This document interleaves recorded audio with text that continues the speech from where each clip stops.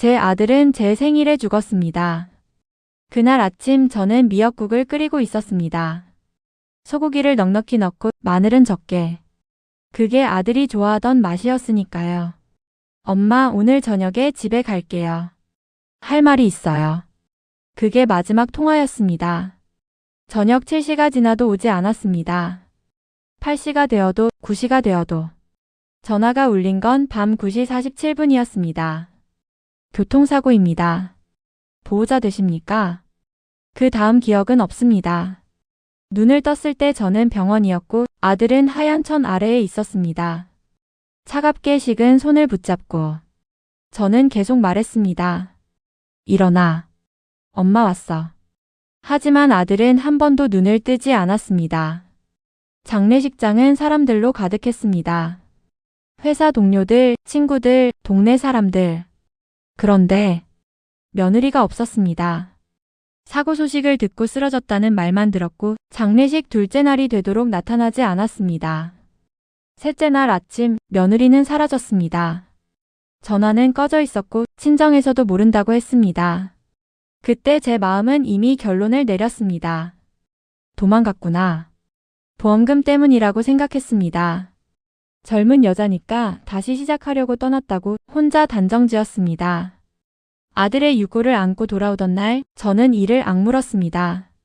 나는 며느리 없이도 산다. 그렇게 5년이 흘렀습니다. 저는 매일 아들의 방에 들어갔습니다. 이불을 털고 옷을 정리하고 사진을 닦았습니다. 며느리 이야기가 나오면 저는 일부러 목소리를 높였습니다.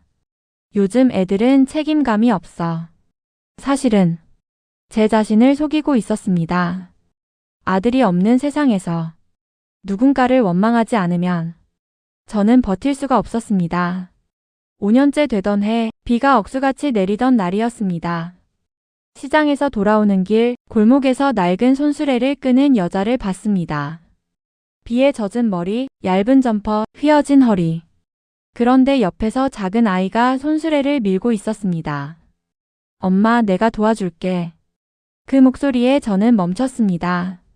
그 아이의 옆모습이 제 아들과 똑같았습니다. 저는 숨이 막혔습니다. 그리고 그 여자가 고개를 들었습니다. 며느리였습니다. 하지만 혼자가 아니었습니다.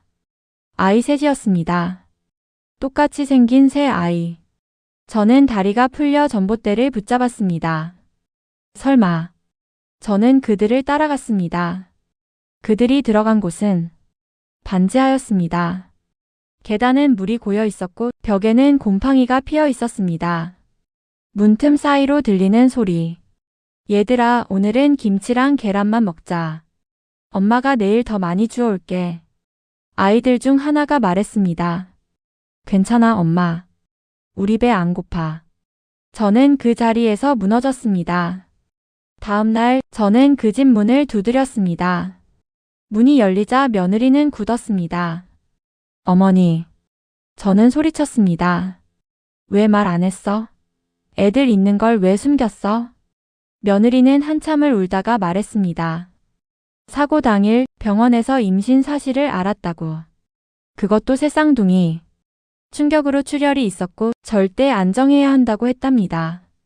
움직이면 아이들을 잃을 수 있다고. 그래서 장례식에 가지 못했다고. 보험금은? 저는 떨리는 목소리로 물었습니다. 며느리는 고개를 숙였습니다. 보험금은 모두 시어머니인 제 이름으로 처리됐다고. 남편이 미리 수익자를 그렇게 해두었다고. 그 사실을 저는 그날 처음 알았습니다. 저는 아무것도 확인하지 않았습니다. 그냥 원망했습니다. 아이 중 하나가 제 옷자락을 잡았습니다. 할머니? 그 한마디에 저는 완전히 무너졌습니다. 아이들의 눈, 웃는 모양, 볼에 들어가는 보조개. 전부 제 아들이었습니다. 저는 5년 동안 제 손주를 외면하고 있었습니다. 며느리는 새벽 4시에 나가 폐지를 주었습니다. 하루 2만 원, 많으면 3만 원. 아이 셋 분유값, 병원비, 월세, 공과금. 혼자 버텼습니다. 저는 따뜻한 집에서 아들 사진을 붙잡고 울고만 있었습니다. 그날 저는 말했습니다. 집으로 들어와라. 며느리는 고개를 저었습니다. 어머니가 절 미워하시는 줄 알았어요. 그 말이 제 가슴을 찔렀습니다. 아이들이 우리 집에 처음 들어오던 날 집 안이 시끄러워졌습니다. 웃음소리, 발소리, 장난감 부딪히는 소리. 5년 동안 멈춰있던 집이 다시 숨을 쉬기 시작했습니다. 며느리는 작은 상자를 꺼냈습니다. 아들의 휴대폰이었습니다. 녹음 파일이 하나 남아 있었습니다. 엄마, 나 아빠 돼. 새쌍둥이래. 우리 집 시끄러워지겠다. 그 음성을 듣는 순간 저는 바닥에 주저앉았습니다. 저는 5년을 잃었습니다. 손주의 첫 걸음도, 첫 말도, 첫 생일도 전부 놓쳤습니다. 지금 제 집은 전쟁터입니다. 아침마다 새 아이가 할머니 하고 달려옵니다.